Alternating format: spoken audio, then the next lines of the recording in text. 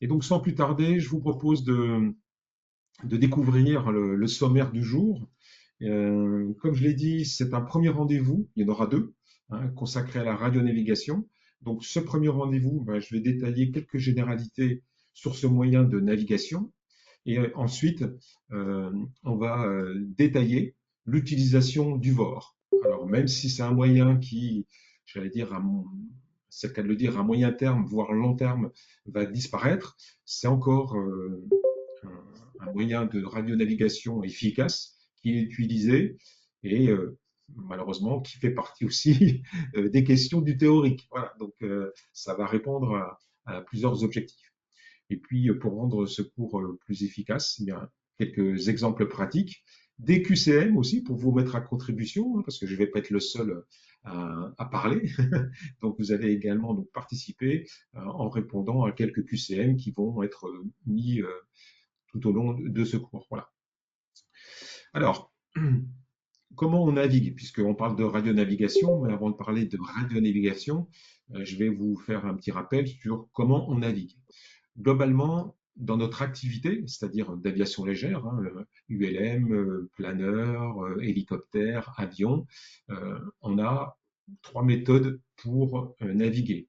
La première, je pense que certains d'entre vous la connaissent, euh, il y a donc l'estime, qu'on appelle également le cap ou la montre, où il s'agit, en amont de votre navigation, de préparer une route avec des points qu'on appelle tournants si votre navigation est relativement longue et complexe, entre guillemets, et de suivre donc cette route initiale en respectant un cap et puis une durée entre ces points qui constituent votre navigation. Donc ça, c'est ce qu'on appelle l'estime. Ensuite, il y a une technique qui est beaucoup plus simple, qui s'appelle le cheminement. Et comme son nom l'indique, vous allez cheminer le long de repères remarquables, qu'ils soient naturels, ça peut être un bord de côte, hein, si vous faites un vol entre, j'allais dire, Perpignan et Montpellier, eh bien, vous allez suivre la côte méditerranéenne qui va être un bon repère. Ce mode de navigation, de cheminement, il va être utilisé également lorsque vous allez avoir des conditions météo qui peuvent se dégrader. Attention, vous respectez les conditions de vol à vue, avec des minimums à la fois en termes de visibilité, de plafond et d'espacement des nuages. Et donc le cheminement va permettre de confirmer une navigation. Hein. Si jamais la météo se dégrade, bah, vous allez pouvoir peut-être faire à ce moment-là ce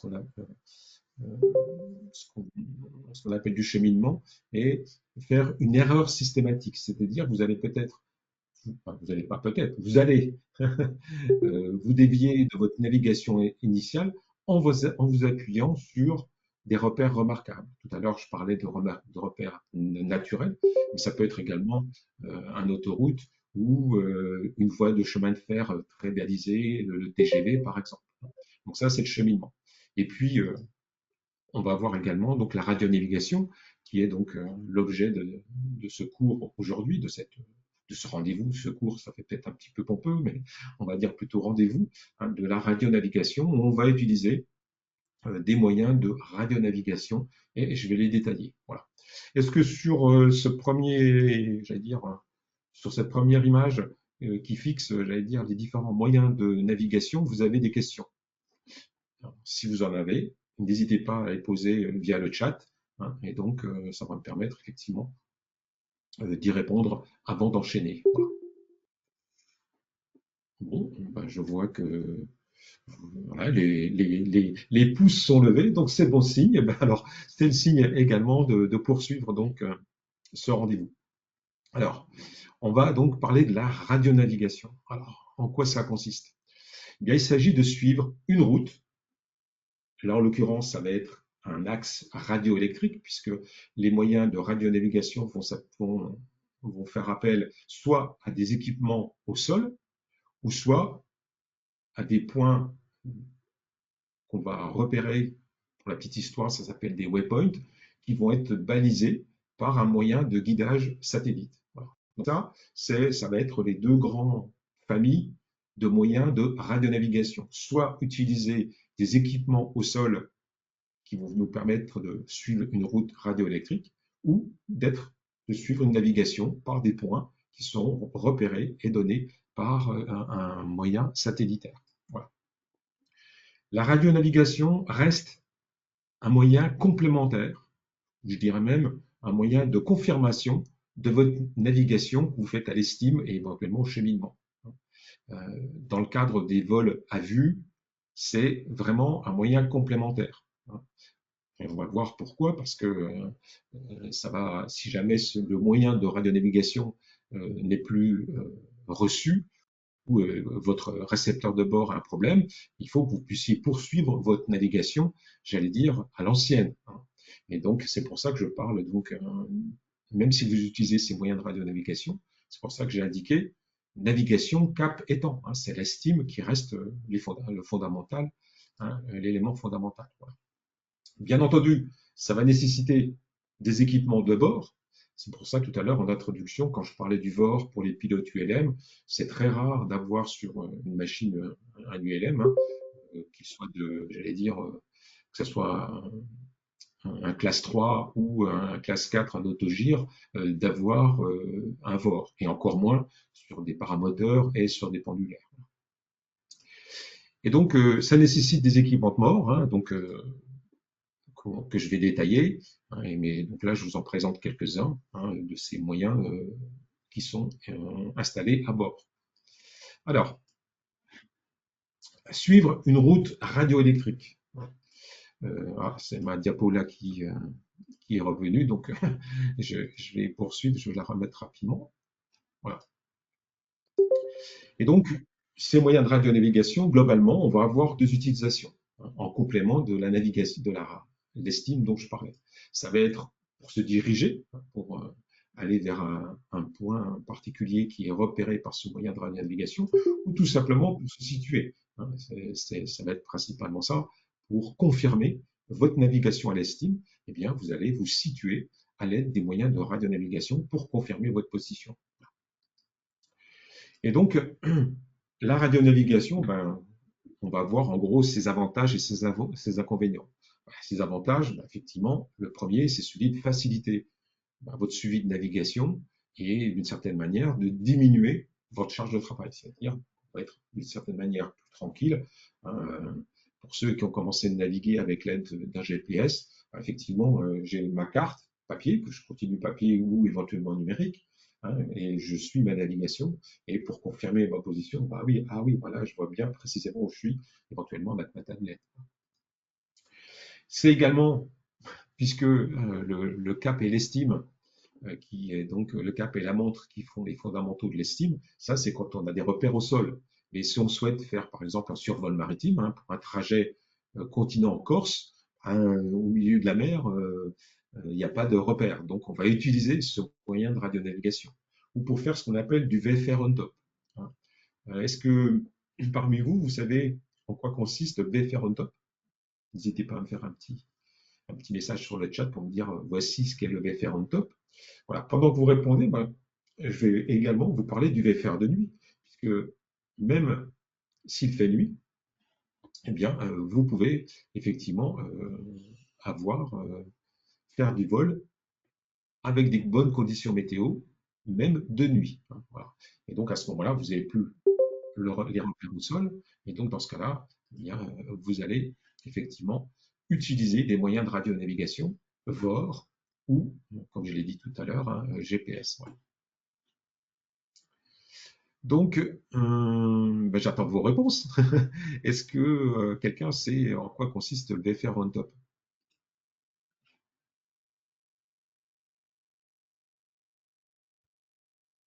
Bon, pas de réponse. Bon, alors. Ah aussi, ça arrive, excusez-moi, j'ai pas vu. Voilà. Ouh là là, oui, effectivement, ça arrive. Je vois Hugo, ça consiste à voler au-dessus de la couche de nuages en gardant un. Exactement. Ça, c'est une très bonne, voilà, c'est une très bonne remarque, Hugo, parce que non seulement la plupart d'entre vous parlaient de au-dessus des nuages, mais comme le dit Hugo, l'élément important, c'est d'avoir des plans B, des plans B, C, D, voire E, avec des portes de sortie. C'est-à-dire qu'il faudra vous assurer, à partir du moment où vous êtes en VFR on top, que vous avez le terrain de destination qui lui est accessible et que éventuellement vous avez pendant ce trajet en VFR on top, la possibilité, à un moment donné, de pouvoir retrouver des conditions VMC en passant au travers de la couche de nuages. Attention, quand je dis au travers, c'est avec au minimum 1500 mètres à droite et à gauche de libre, hein, et de façon à pouvoir tracer, descendre dans ce trou. Voilà, hein.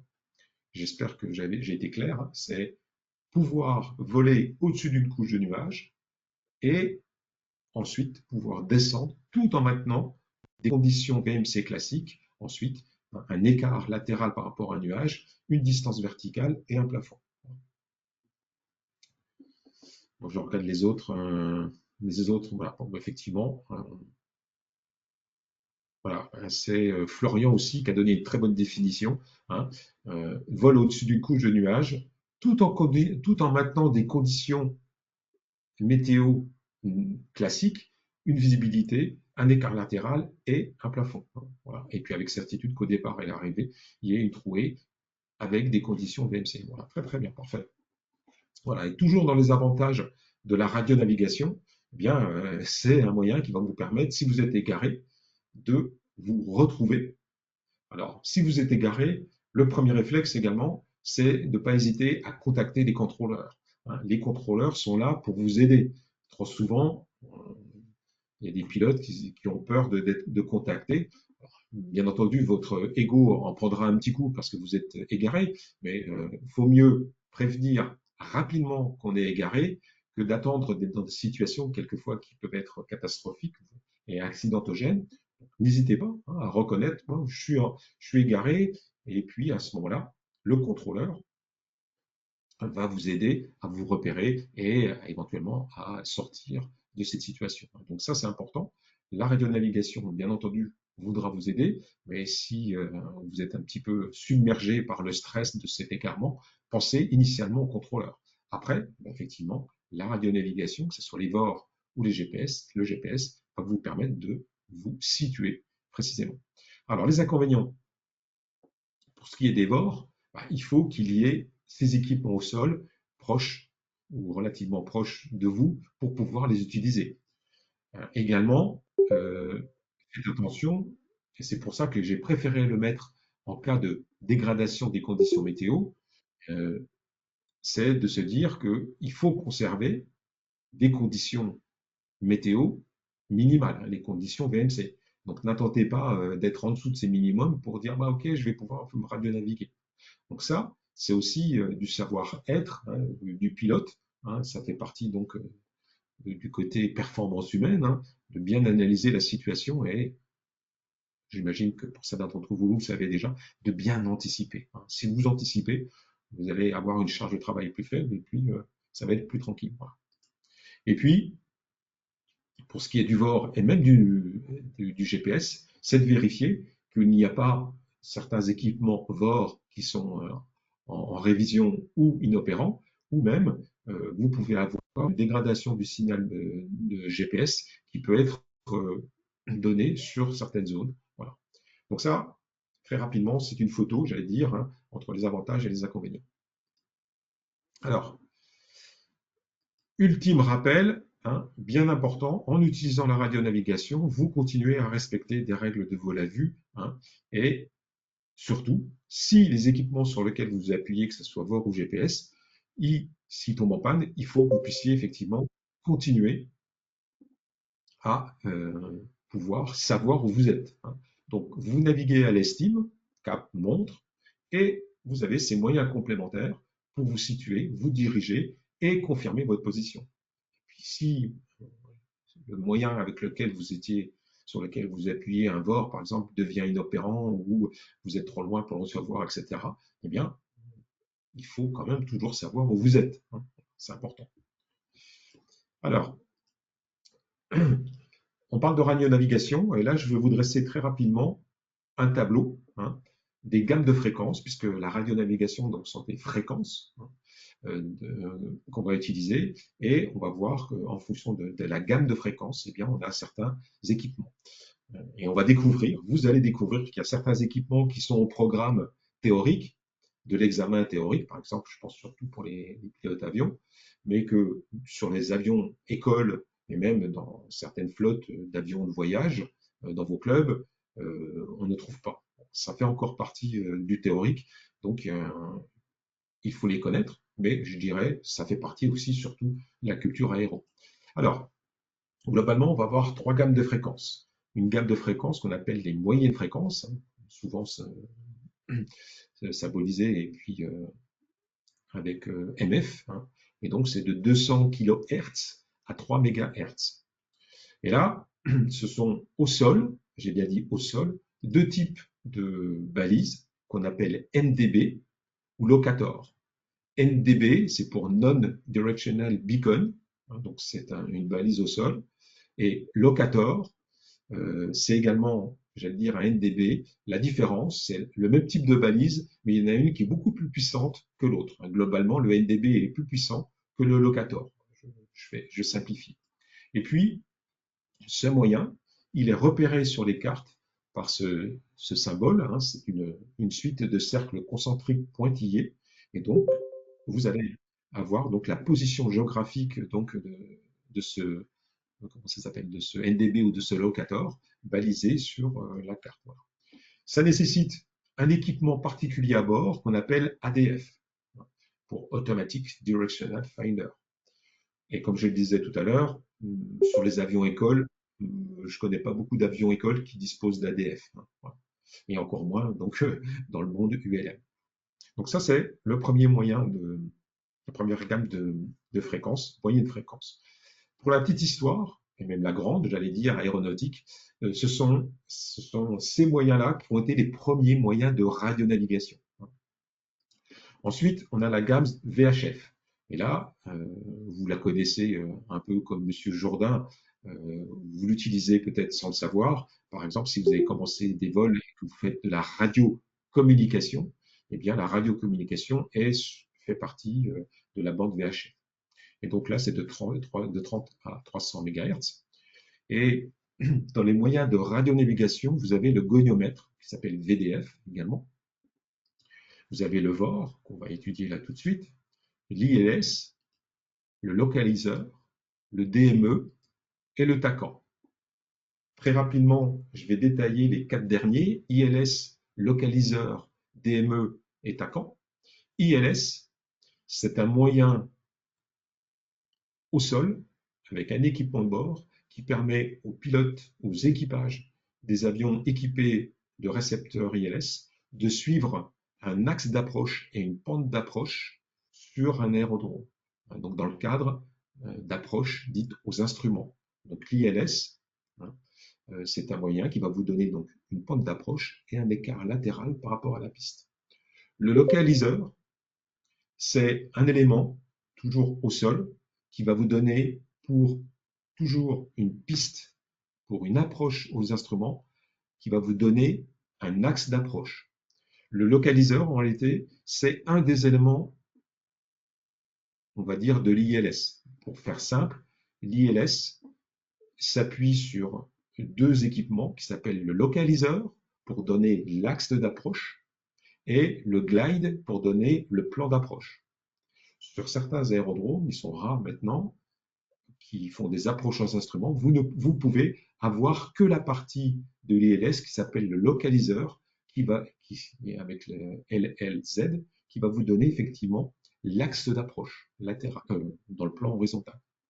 Le DME, c'est un équipement initialement qui était associé au VOR pour donner la distance par rapport à la balise au sol.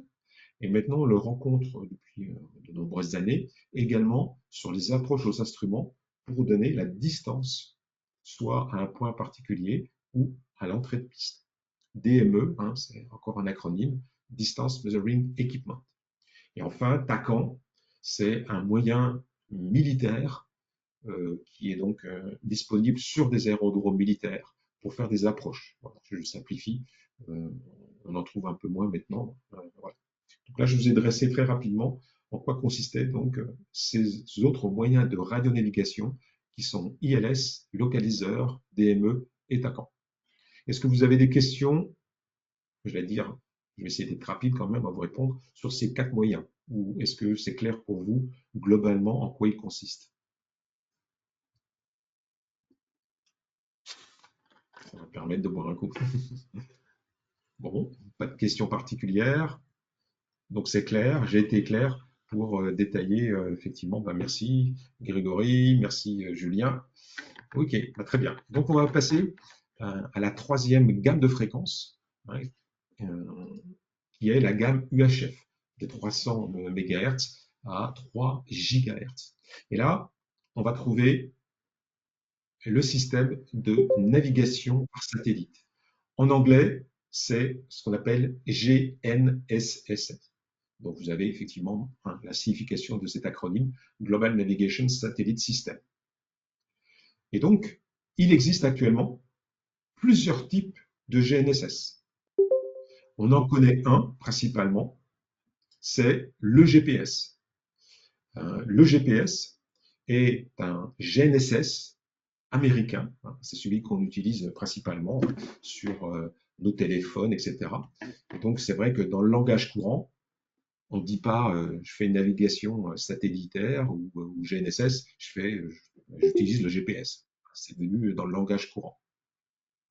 Et donc, ça, c'est la constellation de satellites américains qui s'appelle Navstar et l'ensemble du GNSS américain s'appelle GPS. Comme je vous le disais, il y a d'autres pays, en l'occurrence la Russie a également son système GNSS qui s'appelle GLONASS. Et puis, vous le savez également, l'Europe a développé son GNSS qui s'appelle Galileo.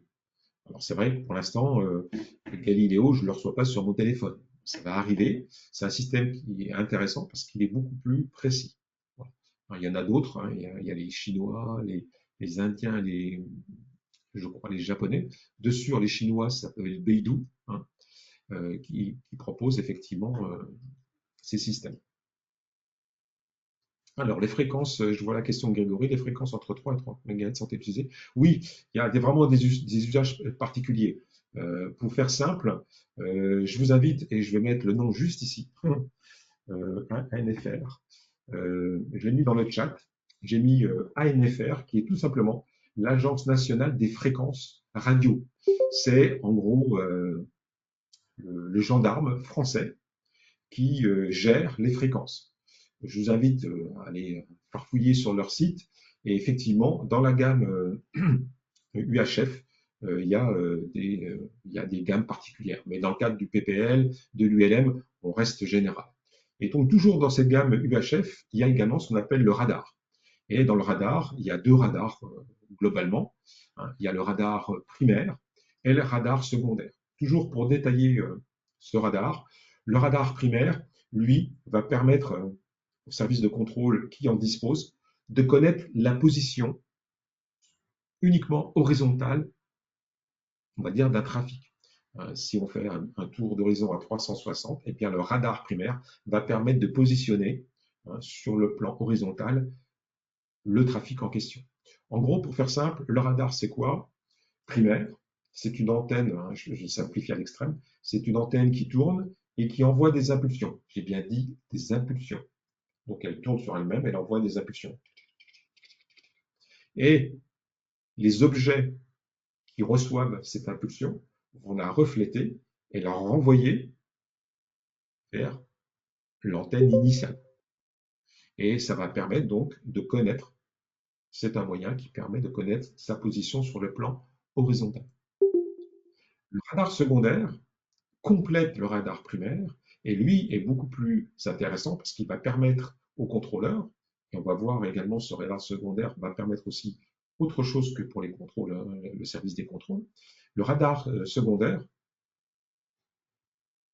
oui, pour Hamza, en espérant que l'enregistrement sera de bonne qualité, il sera visible sur notre chaîne YouTube qui est en train de monter tout doucement. Et donc, je poursuis. Le radar secondaire, lui, c'est quasiment la même chose, le même principe, mais avec des différences quand même. C'est toujours une antenne qui va tourner, mais cette fois-ci, cette antenne, elle va non pas envoyer des impulsions, mais des interrogations. Ça veut dire quoi? Ça veut dire qu'elle va dire où vous êtes, où vous êtes, où vous êtes, où vous êtes, où vous êtes. Et puis, parce que à bord de nos aéronefs, on dispose de transpondeurs. Le transpondeur va dire je suis là, je suis là. Et donc, ça va permettre aux contrôleurs qui disposent de ce type de radar, non seulement de vous connaître votre position dans le plan horizontal, mais également dans le plan vertical. Et donc, de bien vous situer. Et toujours sur ce principe de radar secondaire, ça va être également un équipement qui va vous permettre d'interroger, de savoir, de connaître des trafics qui pourront gérer leur espacement et leur système anti-collision. Pour faire simple, je le mets dans le chat, c'est des équipements qu'on appelle TCAS, pour Traffic Collision Avoid System. Pour ceux qui font du planeur, vous connaissez un système qui permet de connaître la position des autres trafics qui utilisent ce système d'interrogation d'interrogation et de réponse qui s'appelle donc le FLARM. Et c'est un système qui équipe tous les planeurs français qui permet donc de savoir où sont les trafics proches de nous avec des indications de tendance et ça va permettre donc d'éviter ces trafics. Donc TCAS, c'est Traffic Collision Avoid System, qui équipe également des avions, tous les avions de ligne, les avions commerciaux, bien entendu. Voilà, je vous ai dressé très rapidement les différents moyens de radionavigation. Voilà. Est-ce que c'est clair pour tout le monde? Ça l'était déjà sur les deux premières familles, et pour cette troisième, est-ce que c'est clair également pour vous sur ces différents moyens de la gamme UHF?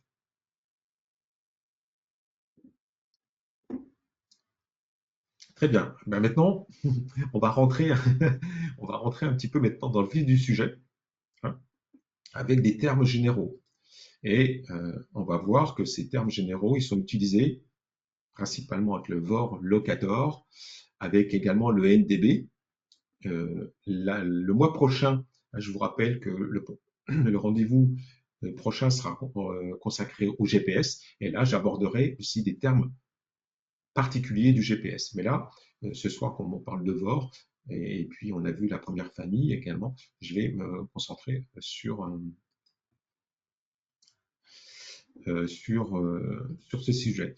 Je vois que quelqu'un a essayé de nous joindre. Je regarde qui. Ok, quelqu'un a levé la main. Bon, je ne vois pas qui a levé la main. Grégory, peut-être c'est vous? Hop, j'essaie de voir rapidement. Non, je ne vois pas qui a pu lever la main. Merci Grégory de faire un petit peu de travail.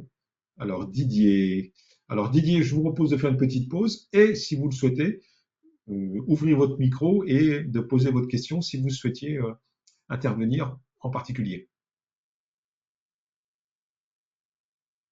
Pas du tout, c'est juste une fausse manœuvre pour dire que Ah, j'avais compris ben la voilà. troisième paquet. Voilà, j'étais un peu rapide, je suis désolé. Non, mais c'est bien, ça permet de faire une petite pause. Voilà, ok, merci. Et donc, dans les termes généraux qu'on va découvrir ce soir, il y en a trois qui sont principaux, respectivement QDR, QDM et gisement. Voilà, donc ça, c'est vraiment des fondamentaux. On va passer environ 5-6 minutes là-dessus. Hein, c'est vraiment des termes que je tenais à vous les présenter avant de poursuivre. Et donc, QDR et QDM, ce sont ce qu'on appelle des relèvements. Donc, ne vous inquiétez pas, je vais préciser en quoi consiste un relèvement. Hein, un relèvement, globalement, c'est l'angle entre le nord et la direction d'un repère. Pour ceux qui font du bateau, hein, c'est pareil. Lorsque vous arrivez dans un port où vous naviguez, vous avez par exemple des amers. Ça vous dit quelque chose, hein, amer, A-M-E-R. Hein, c'est un point de repère sur la côte qui permet donc de se positionner, et éventuellement de faire un relèvement par rapport à ce point. Et donc, le relèvement, c'est quoi? C'est l'angle entre le nord et la direction de ce repère. Je vais préciser tout ça. Alors, on va commencer par le QDR. Le QDR, c'est quoi? Voilà, la définition, c'est le relèvement magnétique, donc c'est-à-dire par rapport au nord magnétique, de l'aéronef par rapport à la station au sol. Pour détailler cette définition simple, je vais vous présenter en quelque sorte une roue. On peut considérer ça comme une roue de vélo, hein. Et le centre de, la, du roue de cette roue de vélo, c'est la balise au sol, quelle qu'elle soit VOR, NDB ou Locator. D'accord? Et donc, un relèvement, hein, ça va être l'angle, hein, on va dire, entre le nord de référence, là en l'occurrence magnétique, et la direction de la station. Là, par exemple, vous avez un avion, le hasard fait qu'il a un cap nord, mais à l'instant T, là, il est sur le relèvement magnétique 360, donc on va dire qu'il est sur le QDR 360, puisque la référence, c'est la station au sol. Autre exemple, là, à l'instant T, l'avion a un cap sud, si on considère que le haut de l'image c'est le nord et le bas de l'image c'est le sud, il a un cap nord, mais il est vu depuis la station sur le relèvement 0,60. Vous vous imaginez au centre de la roue de vélo, et là, vous voyez l'avion à l'instant T sur le relèvement 0,60. Même si l'avion il a un cap sud. Donc vous voyez bien que ça ne dépend pas de l'orientation de l'avion, mais de sa position par rapport à la balise. Autre exemple, cet avion qui a un cap est, à l'instant T où je vous parle, où je trace, où je relève, c'est le cas de le dire, sans relèvement, je suis au centre de la roue de vélo et je vois qu'il est sur le QDR 360, puisque ça veut dire que j'ai, pour être plus précis, je vais dessiner pour que ce soit QDR, j'y viens effectivement, c'est radial également, hein. Et effectivement, pour bien comprendre en quoi consiste le relèvement, je dessine sur cet exemple-là, hein, là, depuis le centre, depuis la balise au centre de cette roue virtuelle, j'allais dire, je vois bien l'avion, hein, ce dernier avion que j'ai devant, sur le 300. Et on va parler de QDR, comme le dit Stéphane, hein. QDR, c'est aussi radial, pour être précis, parce que les mots, vous allez voir plein de littérature, on peut dire radial d'éloignement. Et dans la vie courante des pilotes, quand on parle de QDR, c'est radial tout court. On n'ajoute pas radial d'éloignement. Voilà. Et puis, un autre exemple là, j'ai un avion qui a un cap ouest, mais à l'instant où je fais mon relèvement, je le vois sur un relèvement 180, c'est-à-dire depuis ma position, c'est-à-dire depuis la balise au sol, eh bien, effectivement, je le vois bien sur un 180. Voilà.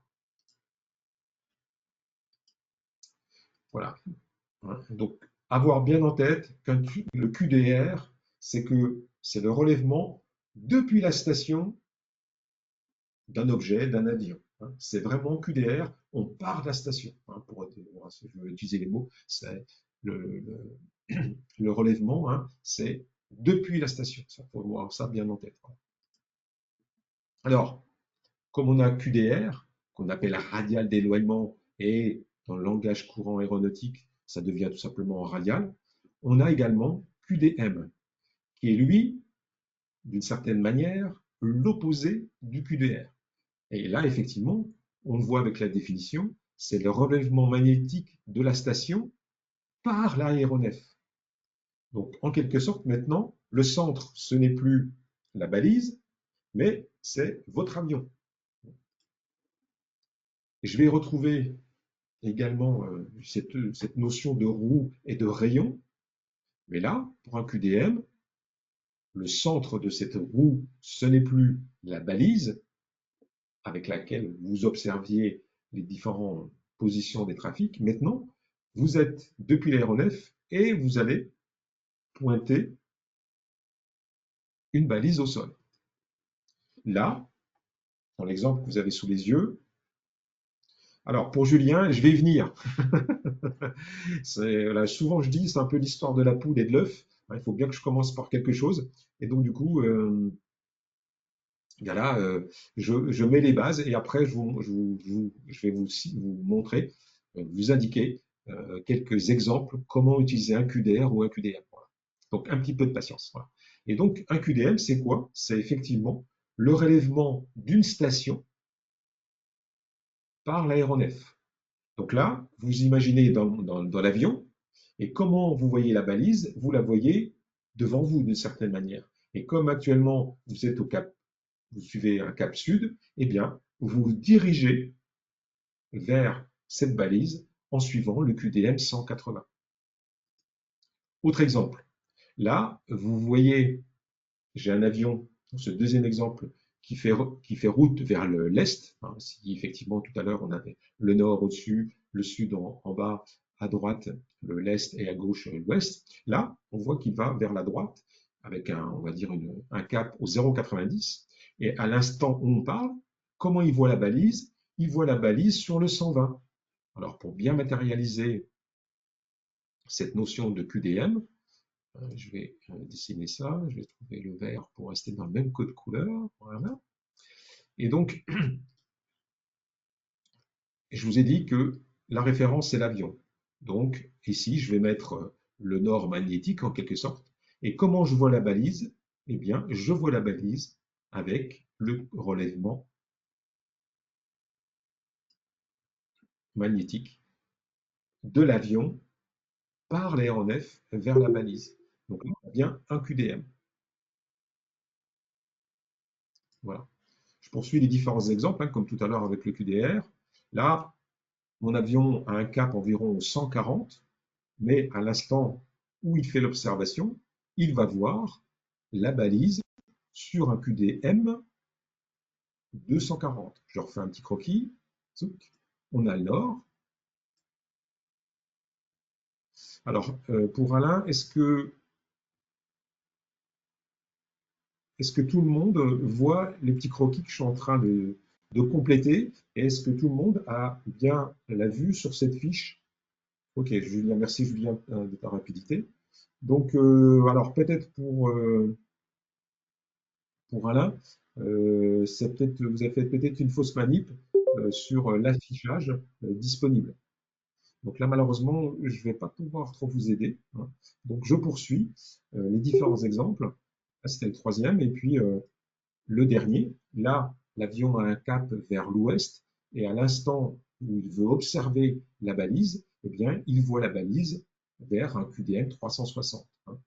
À nouveau, le petit dessin, Donc, hop, je trace le nord et il voit la balise, hop, dans le sens des aiguilles d'une montre, il voit bien la balise vers le nord. Donc là, on va parler de QDM et souvent on appelle ça le radial de rapprochement. Hein, tout à l'heure, c'était un radial d'éloignement. Le QDM est appelé radial de rapprochement. Mais souvent, on risque de me répéter, dans le langage aéronautique courant, radial, ça signifie QDR et QDM, c'est QDM.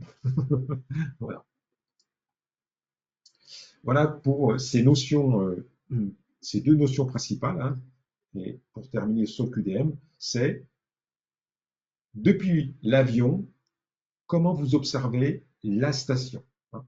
C'est avion, station. Alors tout à l'heure, c'était station, avion, hein, pour simplifier un petit peu.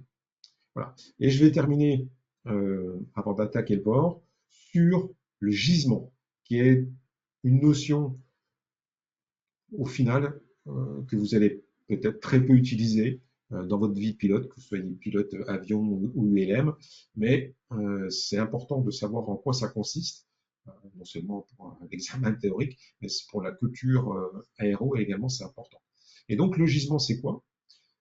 C'est une troisième définition, c'est l'angle entre l'axe de l'avion et la direction de la station au sol.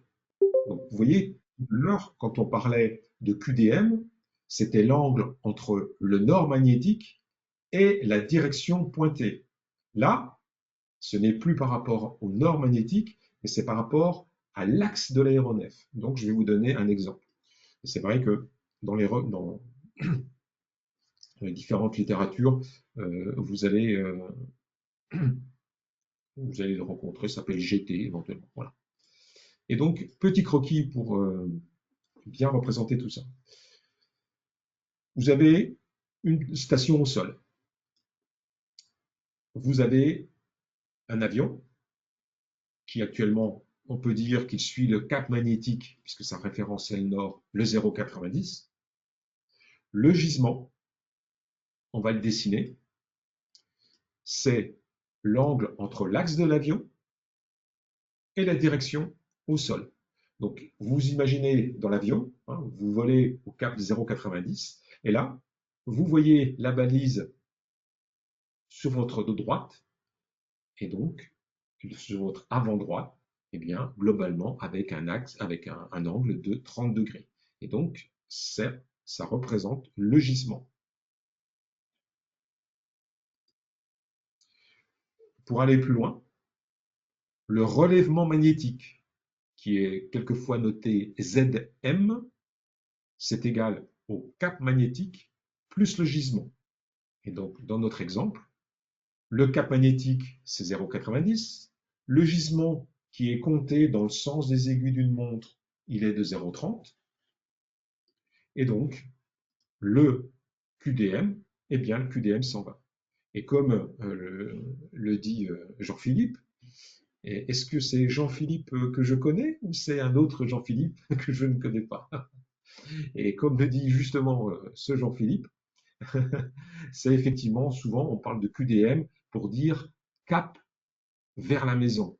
Et là, effectivement, si je vois le croquis, et bien effectivement, à l'instant où, on va dire, le pilote analyse la situation, si il veut aller vers la balise, il va prendre le cap 120.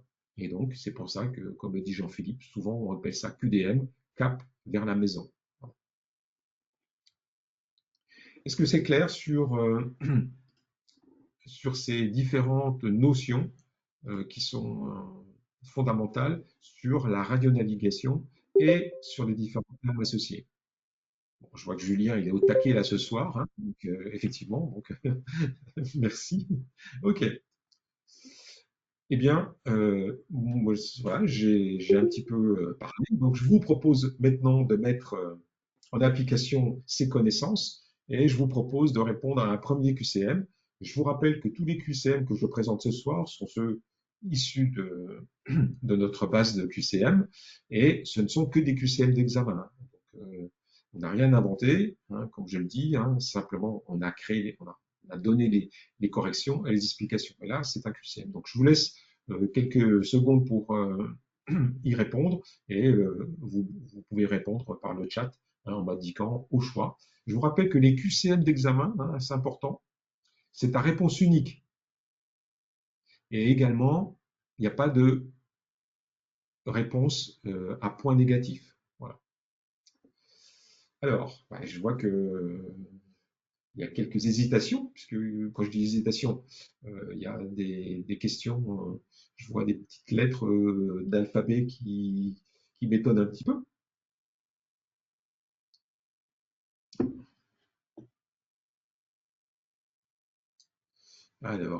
Bon.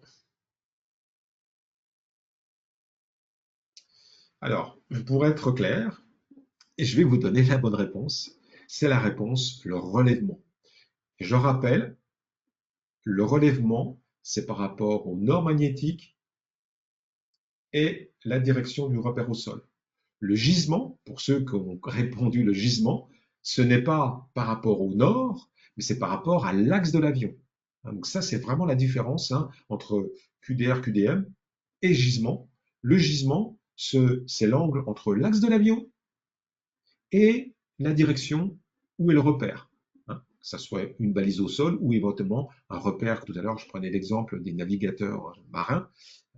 Vous pouvez avoir un cap avec votre bateau au 0,90 et puis si sur la côte il y a un repère, un phare et que vous le voyez à l'avant droite, eh bien c'est un gisement. Voilà. Donc gisement, axe de l'avion, direction pointée, relèvement, c'est bien entre le nord, soit la balise, soit l'avion. Voilà. Ok. Ah ben voilà, merci Hamza. Voilà. Hein, donc, petit exemple avec, avec cette réponse, hein, on voit bien. Donc, voilà. Ah bah tiens, petite question.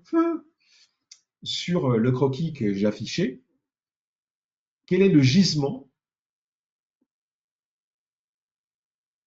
de la station pour cet avion? J'ai bien dit le gisement.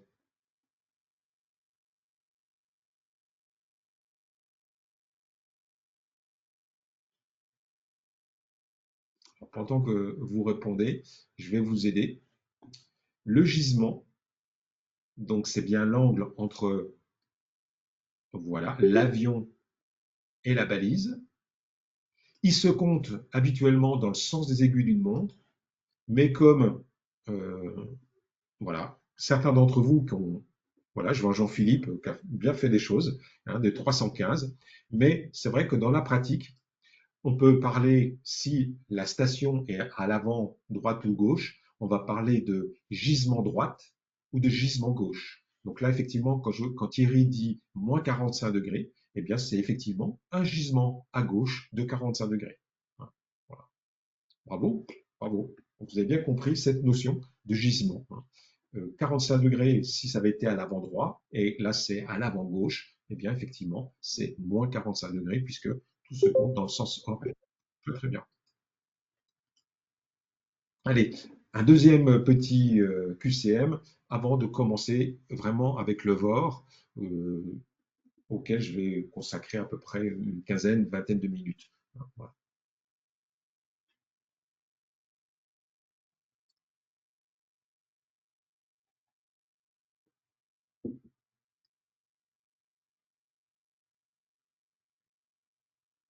Ah, je vois que vous êtes vraiment, comme je le disais tout à l'heure, au taquet. Voilà, bon, bah, très bien. Voilà, bah, je vous propose, sans plus attendre, hein, pour pas prendre trop de retard, la réponse. Effectivement, hein, c'est le 315.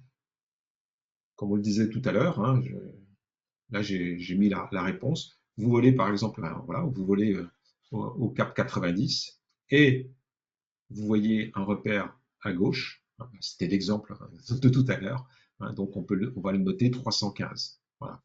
Dans le cadre du QCM, souvent les réponses, c'est dans le sens horaire. Mais comme je vous l'ai dit, du côté pratique, vous auriez pu avoir un gisement gauche de 45. Voilà. C'est pour ça que j'ai mis 0,45 gauche. OK, voilà. Eh ben, j'ai pris un petit peu de retard sur le timing. Voilà, donc on va attaquer le VOR. Alors le VOR, c'est effectivement hein, un équipement qui va travailler avec dans la gamme de fréquences VHF. Ça nécessite des équipements au sol et à bord. Au sol, ah ben, pour ceux qui sont proches, quelquefois, lorsque vous êtes proche d'un aérodrome, quelquefois il y a des VOR qui sont implantés proches des aérodromes. Voilà, c'est quoi en gros? C'est une petite maison, on va dire, une petite cabine de forme parallélépipédique sur laquelle il y a une antenne. Hein. Ça peut avoir également, on peut avoir un autre type de VOR, c'est ce qu'on appelle un VOR Doppler, avec une série de petites antennes tout autour. Mais bon, c'est pas dans le cadre du programme PPL. Voilà. Et donc, ces balises au sol, elles sont donc repérées sur les cartes par un hexagone. Et l'hexagone est associé à une rose des capes. Hein. Donc, l'hexagone, ben voilà, le symbole, c'est un hexagone. Hein.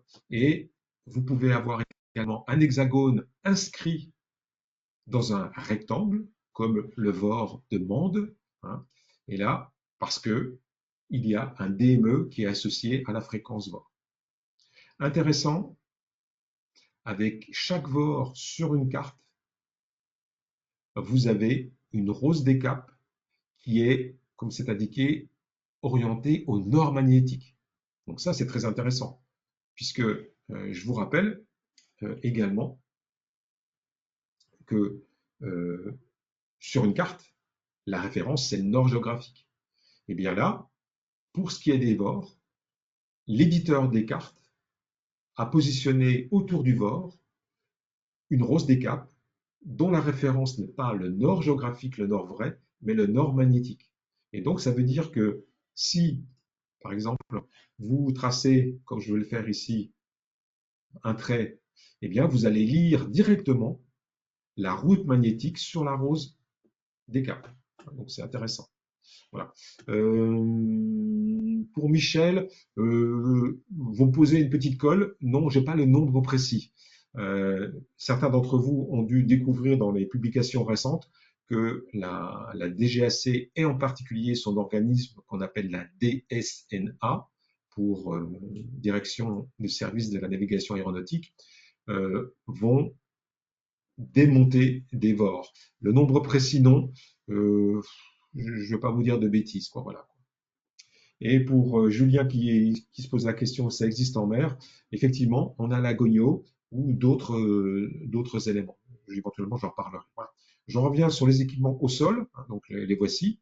Et puis à bord, vous avez pour des avions un peu plus anciens, vous avez sur le boîtier de radiocommunication une partie qui est consacrée à la radionavigation et dans la gamme des fréquences des VOR en particulier. Et donc, vous avez effectivement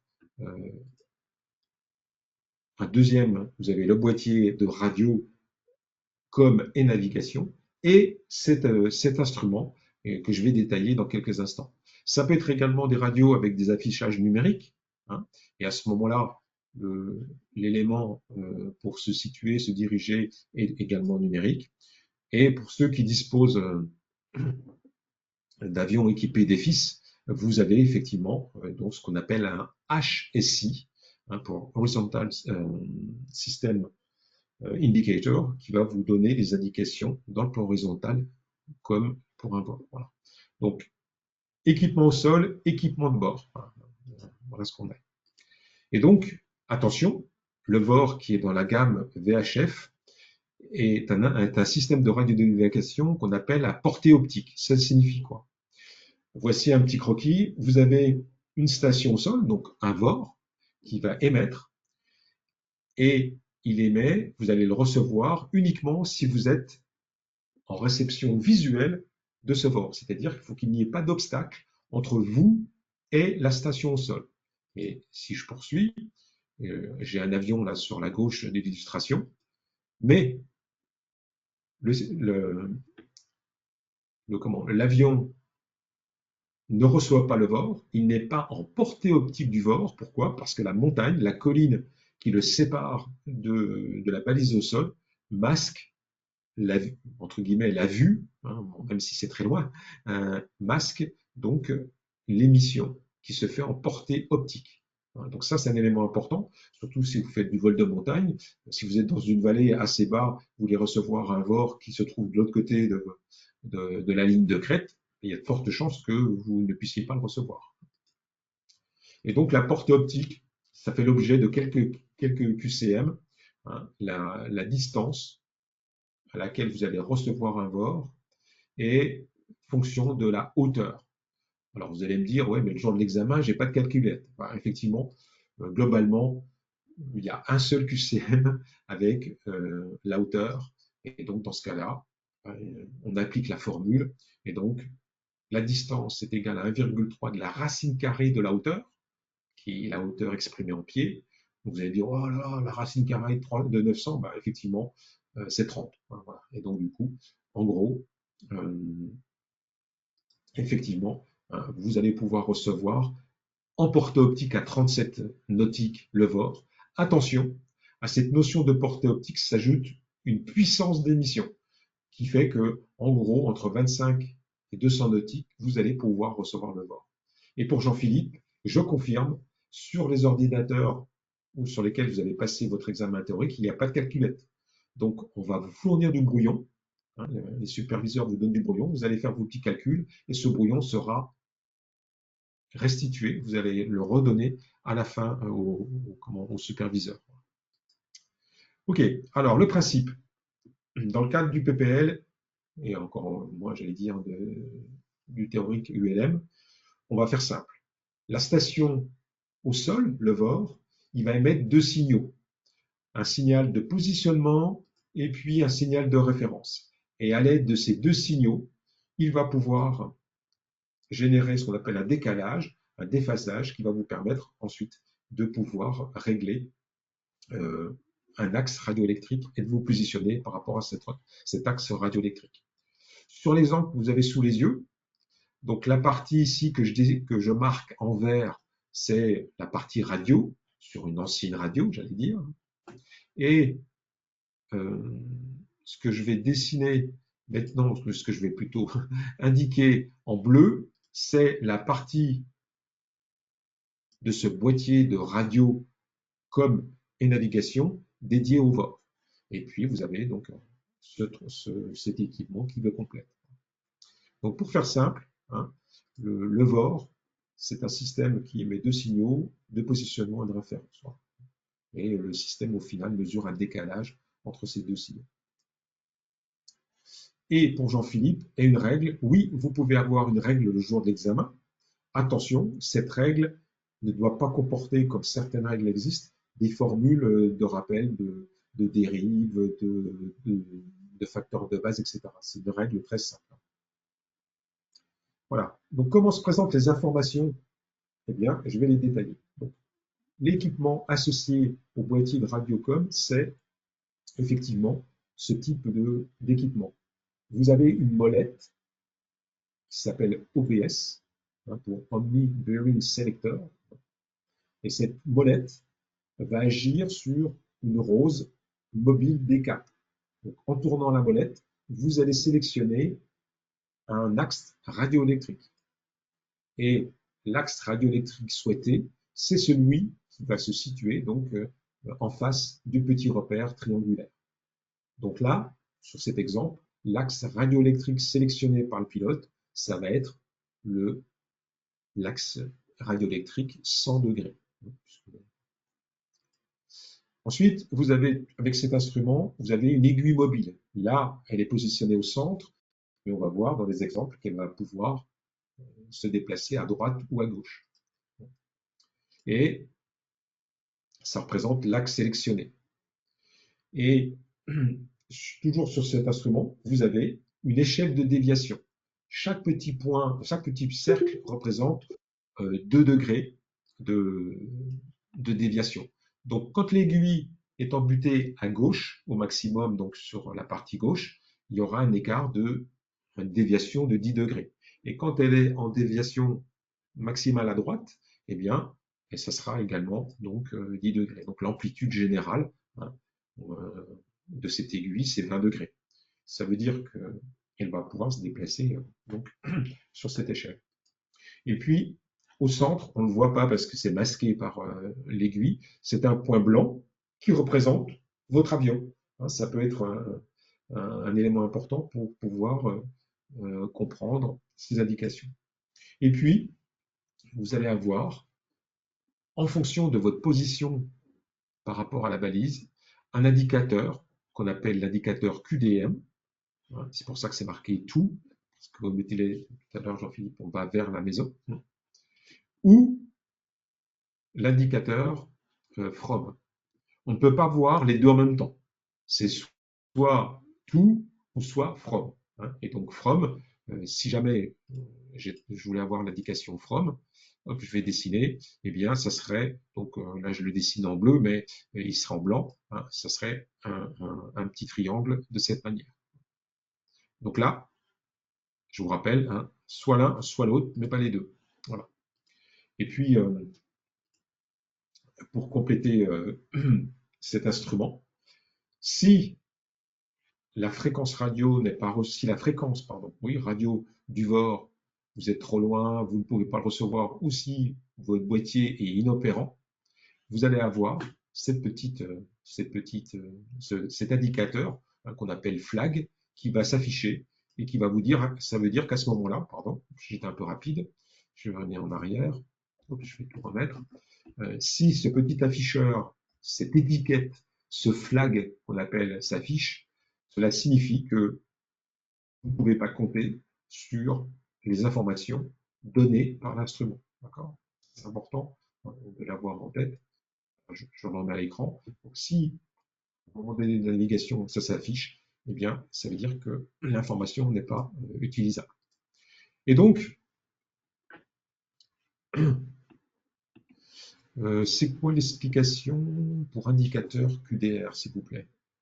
Eh bien, je vais y venir, Hamza, hein. Globalement, euh, si vous avez sélectionné un axe radioélectrique qui vous positionne en QDR, vous allez avoir le petit triangle blanc qui sera affiché. Mais je vais le préciser. Donc, comment ça se passe en vrai? La position de l'avion, hein, pour le VOR, pour bien comprendre le VOR, ce n'est pas lié à l'orientation de votre avion, mais c'est bien lié à la position de l'avion par rapport à la balise et du choix que vous allez faire de l'axe radioélectrique. À partir du moment où vous avez sélectionné un axe radioélectrique, eh bien, vous allez avoir deux secteurs possibles. Exemple avec l'illustration. Vous avez fait le choix de positionner avec le bouton OBS 160. J'ai fait des choses simples. Vous avez actuellement un cap 160. Eh bien, les deux secteurs vont se dessiner de la manière suivante. À partir de l'axe radioélectrique 160, vous allez être dans le secteur dit de rapprochement. C'est toute la zone que j'ai dessinée en vert. Si vous poursuivez votre navigation sans modifier l'axe radioélectrique, après avoir passé la balise et toujours sur cette même route, vous allez passer dans le secteur d'éloignement, donc vous allez passer en QDR et à ce moment-là, initialement, vous avez le petit triangle quand vous étiez dans la partie verte, le petit triangle tout qui vous indiquait que vous étiez dans le secteur de rapprochement. Si vous poursuivez la navigation toujours avec le 160 radioélectrique et vous passez au-dessus du VOR et vous en éloignez, vous allez être sur un QDR. Et à ce moment-là, ça sera donc le tout. Le forum, pardon.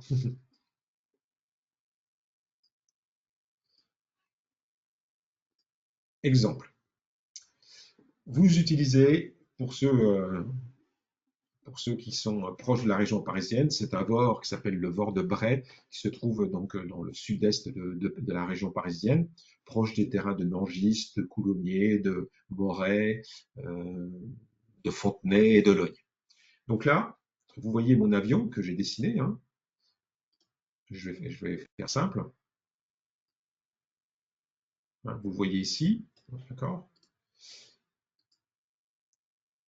Et donc, le pilote fait le choix de sélectionner l'axe radioélectrique en tournant le bouton OBS 0,90.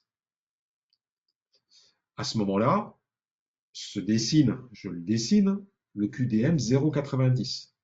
Et donc, les deux secteurs dont je parlais vont, d'une certaine manière, être présents de cette façon.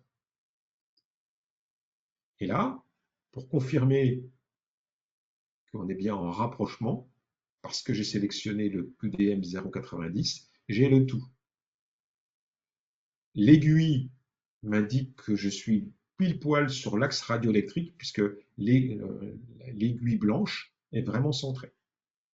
Si je poursuis ma navigation en conservant ce cap, je vais passer au-dessus du VOR, hein, donc là je me suis éloigné du VOR,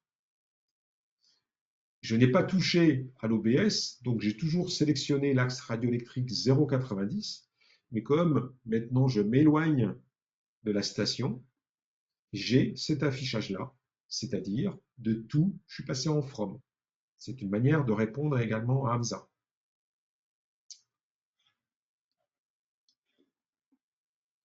Voilà. Est-ce que c'est clair sur ce premier exemple? Hein? Là, j'ai facilité la compréhension où le pilote suit un cap qui correspond à son QDM, à son QDR. Mais je vous rappelle que QDM et QDR ne sont pas liés à l'orientation de l'avion, mais à sa position par rapport à la balise.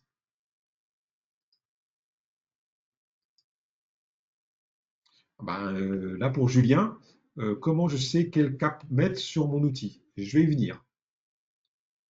Attention, dans l'exemple de la navigation précédente, où je m'approchais de la station et ensuite je m'en éloignais, quand vous passez au-dessus de la station, il apparaît ce qu'on appelle un cône de silence.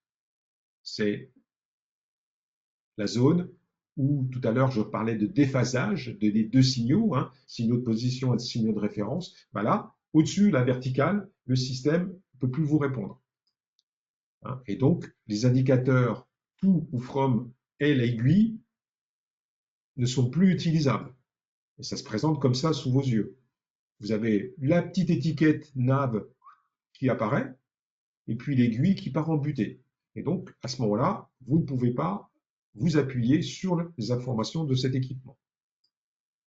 Bon, pour ceux qui sont plus curieux, en fonction de votre hauteur, eh bien, vous avez le diamètre du cône. Le diamètre du cône en nautique, c'est égal à la hauteur que divise le nombre de milliers de pieds. Bon, vous n'êtes pas obligé de la retenir, hein. Il n'y a pas de question théorique sur le diamètre du cône. En revanche, il y a des questions qui précisent que, effectivement, quand qui vous demande de bien connaître à quoi constitue la zone d'incertitude, hein, liée au cône de silence. Alors, ben voilà, petite question, hein, pour ceux qui sont encore là, hein. J'en ai encore pour une dizaine de minutes. Oups, je vous ai donné tout de suite la réponse. J'espère que vous ne l'avez pas vue. Donc je vous laisse y répondre.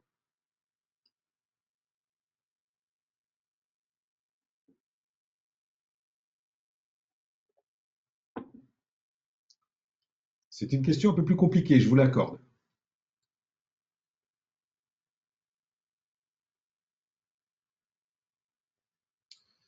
Vous pouvez sortir vos calculettes chez vous, il n'y a pas de souci.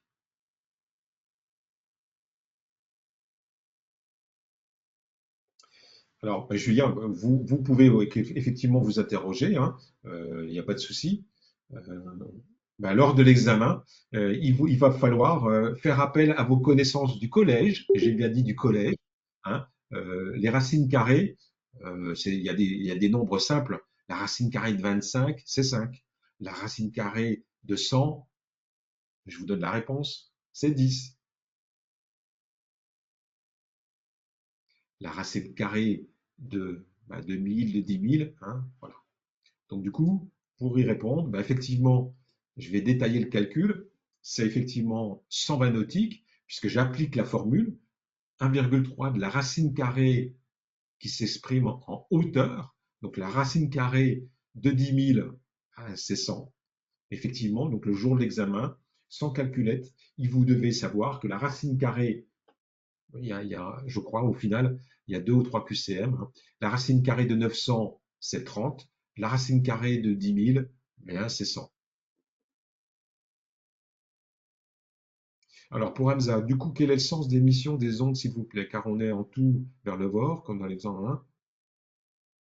Non. Alors après, vous inquiétez pas, je vais détailler dans quelques instants pour lever le doute entre l'utilisation QDM et QDR. Donc pour terminer, hein, donc j'ai appliqué la formule, vous avez appliqué la formule, et effectivement, on arrive à 123 nautiques, donc la réponse la plus proche, c'est là. Autre question un peu plus compliquée, mais vous avez tous les éléments pour y répondre avec ce que je vous ai indiqué précédemment.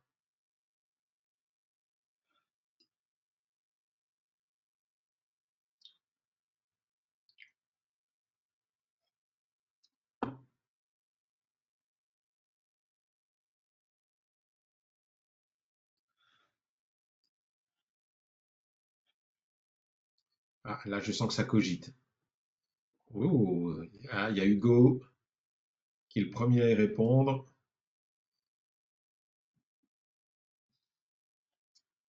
Ok.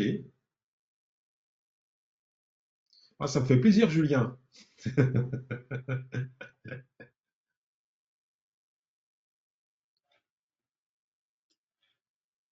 Bon, le Julien en question se reconnaîtra, je pense.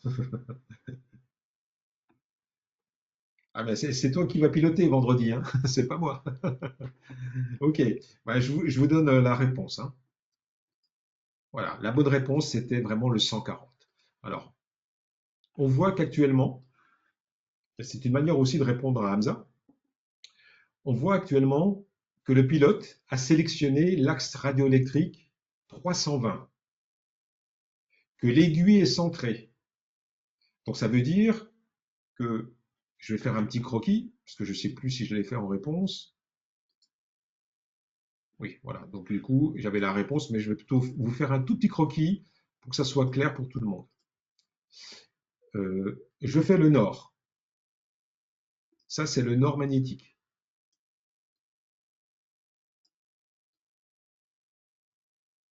Et je vais représenter l'axe radioélectrique en QDR 320.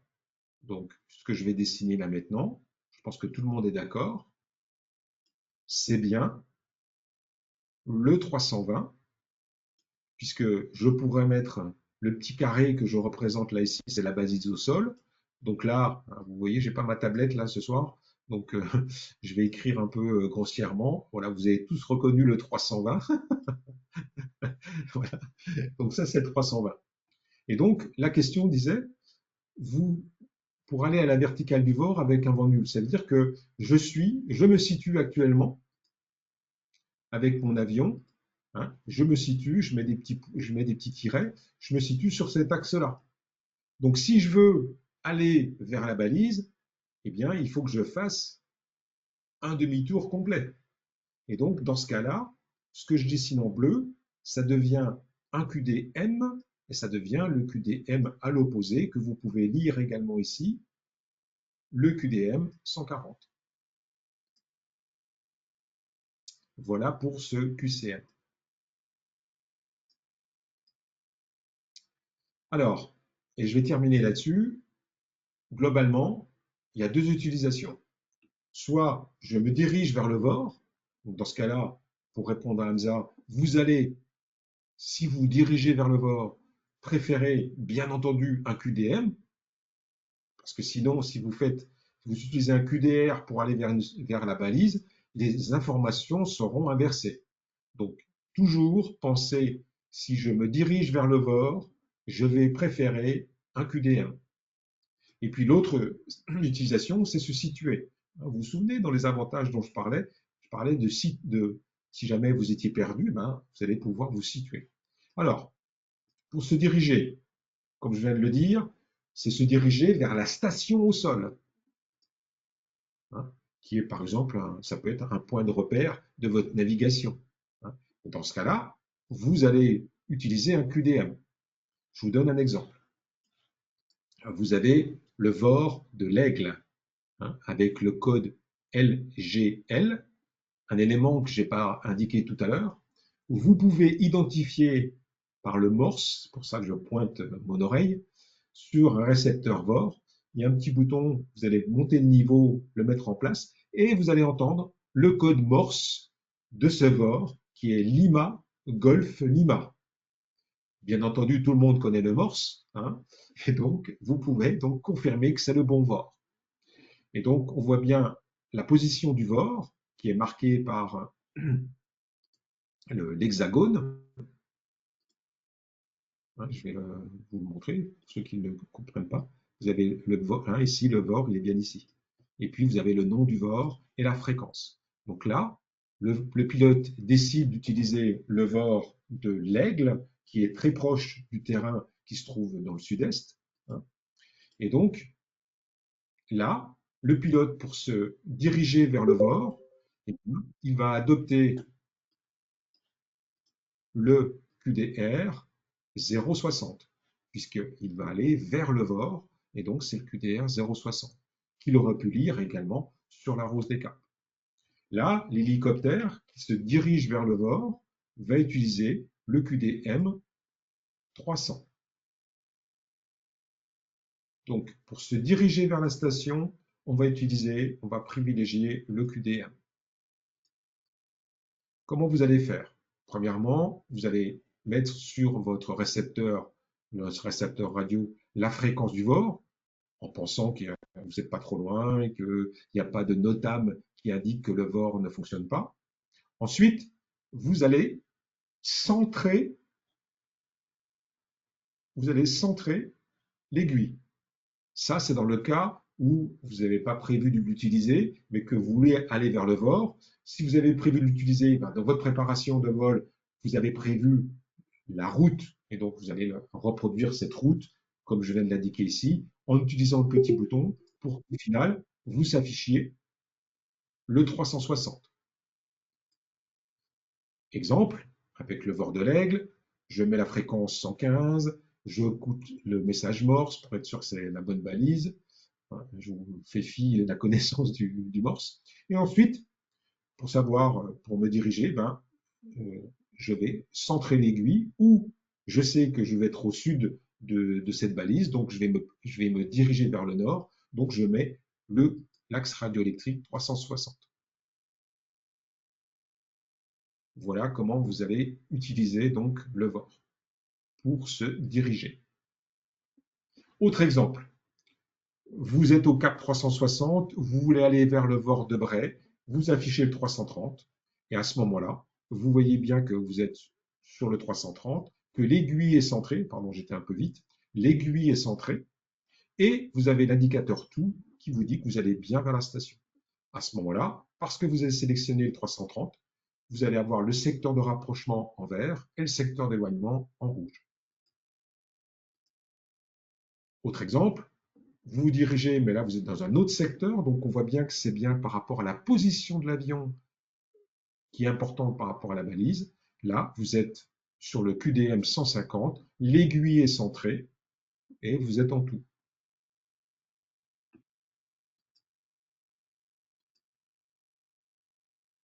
Autre exemple, je suis le cap 150 et à l'instant où je parle, je suis bien sur le QDM 0,90. Donc là, on voit bien hein, ce que je viens de dire. Ce n'est pas lié à l'orientation de l'avion, mais bien sa position par rapport à la balise en fonction de l'axe radioélectrique que vous avez sélectionné.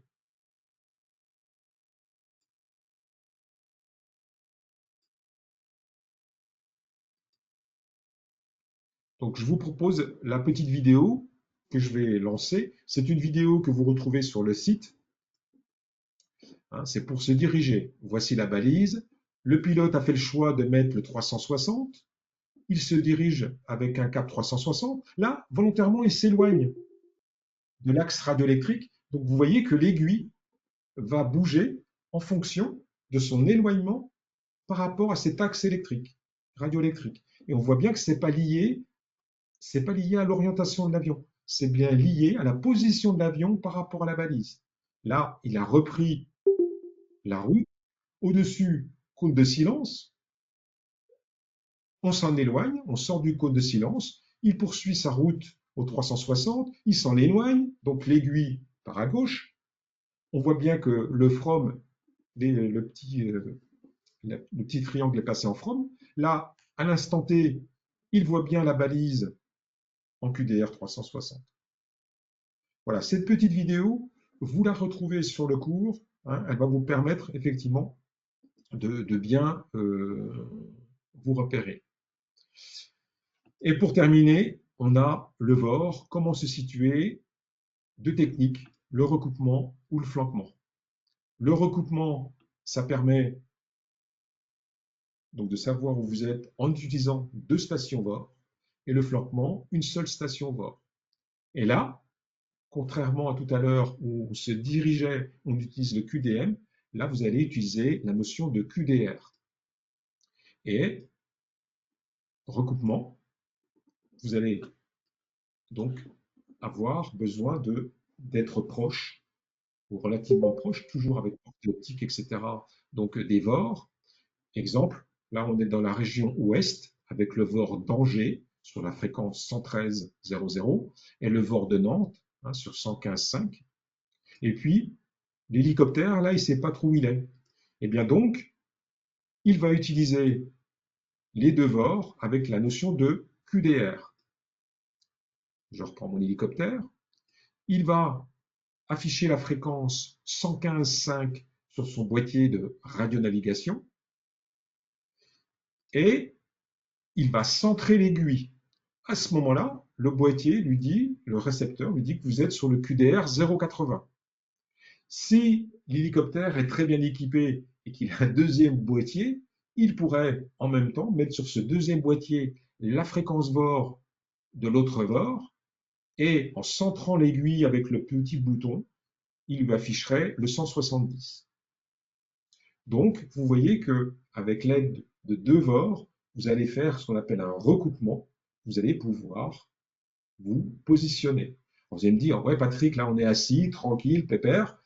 Alors c'est vrai qu'en vol, si en plus vous n'avez qu'un seul récepteur, eh bien il faut faire rapidement le QDR du premier, changer la fréquence, ne pas vous tromper dans la fréquence, et faire le recoupement en bougeant la molette avec le deuxième VOR et voir sur quel QDR vous êtes.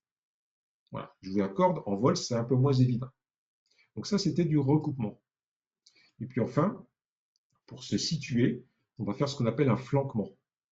Là, idéalement, il faudra sélectionner un QDR qui est, qui a un écart au moins de 60 degrés de votre route. Je vous donne un exemple. On est dans la région de Troyes et vous voulez vous positionner, on est bien se situer par rapport au VOR de Troyes. L'avion suit un cap au 0,25. Comment je suis par rapport à ce VOR? Eh bien, dans ce cas-là, petite vidéo, on va se situer. J'ai le VOR, je suis le cap 0,25 et j'ai décidé d'utiliser le radial 270. Et on voit qu'à ce moment-là, plus je me rapproche de cet axe, plus l'aiguille se centre, en from toujours, et là je m'en éloigne, l'aiguille part dans l'autre sens, et donc on voit que ça va nous permettre effectivement de nous positionner par rapport à un axe radioélectrique. Je vous l'accorde, c'est une notion, même dans le cadre du PPL, qu'on utilise un peu moins, mais ça fait partie de vos connaissances. Vous retrouvez cette vidéo également sur les cours, hein, donc ne vous inquiétez pas, elle est disponible. Voilà. Et donc, voilà, j'ai terminé, j'étais un petit peu plus long. Quelques conseils, bien entendu, s'entraîner au sol, pardon. Euh, pour info, dans la rubrique divers, module navigation, j'ai mis un site qui est exceptionnel, c'est un site internet qui est animé par, c'est un site américain, il s'appelle Luis Montero, et vous allez voir, c'est un site qui est très très bien pour vous, vous allez pouvoir positionner votre avion, etc. Vous voyez comment évoluent les éléments. Donc vous allez sur le site Luis Montero, il y a un lien dans la rubrique divers, ça s'appelle s'entraîner au VOR ou s'entraîner au NDB, hein, je vous recommande d'y aller. Et puis en vol, avec votre instructeur, eh bien, il va également vous initier à ces techniques. Voilà. Donc le site s'appelle, je vais le mettre dans le chat pour être sûr que personne n'oublie. Voilà. C'est Luis Montero. Hein. Vous tapez ça sur vos navigateurs et vous allez donc le retrouver. Sinon, comme je l'ai dit, sur le site Aérogligli, hein, sur votre compte, vous allez avoir ces informations. Voilà. Bien entendu, vous allez vous appuyer également sur le cours, hein, donc ça c'est important. C'est le cours de radionavigation, hein, sur la partie PPL, sur la partie ULM, comme ça ne fait pas partie du programme, c'est moins détaillé. Voilà, hein. Je vous rappelle également que vous pouvez taper dans la partie QCM un nom et ça va vous sortir hein, tous les QCM qui s'y rapportent. N'oubliez pas également les fiches résumées, hein, qui sont des docs à télécharger pour pouvoir être accessibles à la pression ou hors connexion, hein, qui sont intéressants. Voilà. J'en ai terminé avec ce rendez-vous, j'étais un petit peu bavard. J'espère vous retrouver le mois prochain pour un deuxième rendez-vous qui sera un peu plus court, puisque toute la partie généralité ne sera pas abordée, pour un cours consacré au GPS. J'ai mis 13 novembre, j'ai fait une petite erreur, c'est 13 décembre. Donc 13 décembre, le prochain rendez-vous, hein, 13 décembre, je le mets dans le chat, c'est le prochain rendez-vous consacré au GPS. Donc 13 novembre, le GPS, juste avant Noël. Voilà. J'espère que j'ai été clair. Je peux encore répondre à vos questions si vous en avez quelques-unes. J'espère que c'est plus clair. Voilà. N'hésitez pas à aller sur le site Aérogligli, bien entendu. Et puis, si vous avez besoin d'autres éléments, allez voir ce site, Luis Montero, ça sera très pratique. Voilà. Et je vous souhaite une bonne soirée. Je vais vérifier tout à l'heure l'enregistrement et j'espère que la qualité technique est bonne de façon à pouvoir le mettre sur notre chaîne YouTube. Voilà. Je vous souhaite une bonne soirée. Volez prudemment avec d'abord l'estime et puis ensuite les bords. Voilà. Voilà. Ben, je vous souhaite une bonne soirée. À bientôt. Cette